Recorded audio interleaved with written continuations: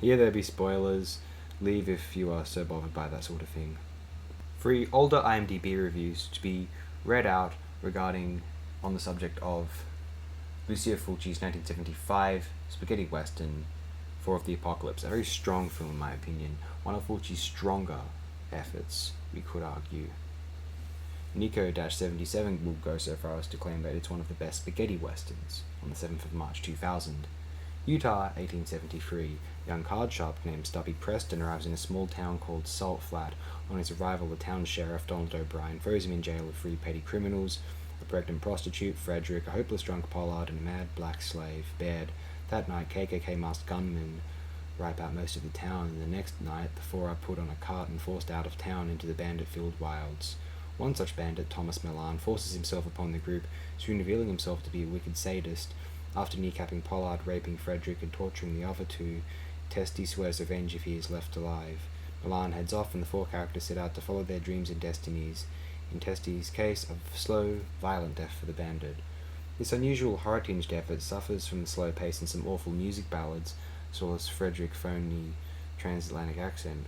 Where it does score highly is in the feel of the film. Sergio Salvati's photography is superb and really presents the Old West as a desolate wasteland where only the most ruthless will survive. Also, Milan's villain is superbly evil, and there are some excellent action sequences, such as the opening purge of the town and Testy's score settle. Some of the violence is truly shocking, and all prints of the film are cut down. Milan gouging into a man's stomach with a knife after pinning a sheriff's badge into his chest, commonly seen in stills, and some of Frederick's harrowing rape ordeal. Don't get the Swedish Sun video entitled Chaco, it's heavily cut down. This version misses out some gory bullet hits at the start, much of Milan's torturous antics, including him stamping Testy's testicles, and Testy cutting Milan's face open with a razor. The most complete version available at present, though it still misses out the pre-studio cuts described above, is the Japanese AT International tape.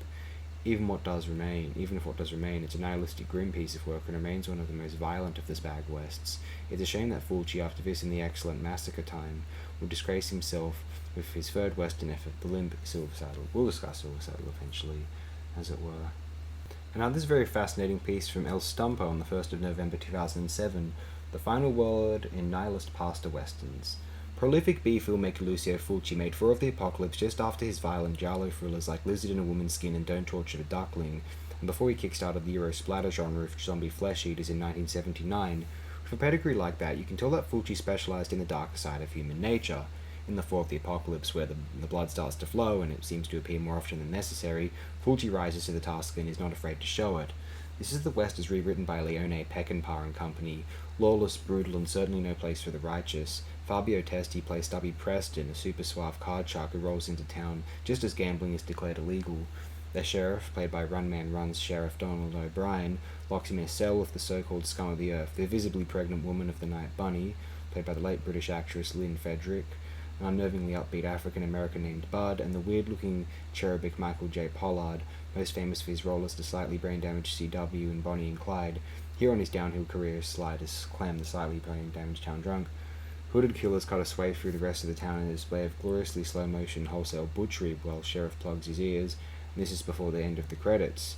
The 4 soulmates hitch their wagon southwards, bickering and sniping at each other, all to Greek chorus courtesy of an abysmal 70s West Coast pop group. Along comes the mysterious half-Indian Chaco, played with demented abandon by a very different Thomas Milan. He soon shows his true talents, hunting, torture, and administering peyote like a crazed psychedelic priest. The harsh landscape suddenly becomes nightmarish and surreal, and the film frequently makes trips across the border into Grand Guignol territory, which is great news for lovers of Fulci's zombie quartet. But it's not all gloom. There are moments of genuine tenderness and heartbreak in the unlikely pairing of a gambler and a pregnant prostitute. And speaking of pregnant, you're going to need a cast-iron stomach to handle this one, possibly the last word in nihilist splatter westerns, the 1975 Four of the Apocalypse. One more, from Brandt Sponsella on the 5th of November 2007, Visceral and Symbolic. Although by standard genre conventions, A Quattro dell'Apocalypse, Four of the Apocalypse, is definitely a spaghetti western. In many ways, it is just as terrifying as any of director Lucio Fulci's more famous horror flicks. The story centers on 4 people who end up together by happenstance. They're all jailed in a small Utah town. After most of the town is massacred, the 4 are set free and try to make their way together to a city 200 miles distant. Although adapted from two Bret Hart stories, The Luck of Roaring Camp and The Outcast of Poker Flat, Fulci and screenwriter Ennio De Concini amped up the violence out of the character Chaco Thomas Milan, probably influenced by Charles Manson, impression of Johnny Depp's Jack Sparrow portrayal in a way that must be more of an happenstance. Probably. People don't watch these fucking movies. Like, forget it. Like, and embedded the biblical four horsemen of the apocalypse connection. In the Bible, the four horsemen represent the destructive phenomena of pestilence, famine, war, and death. Here, there's more of a seven deadly sins flavor, as the four main characters represent greed/gambling, prostitution, alcoholism, and insanity. Adding Chaco to the mix flips traditional morality on its head, as the four protagonists must bond as they try to help each other survive.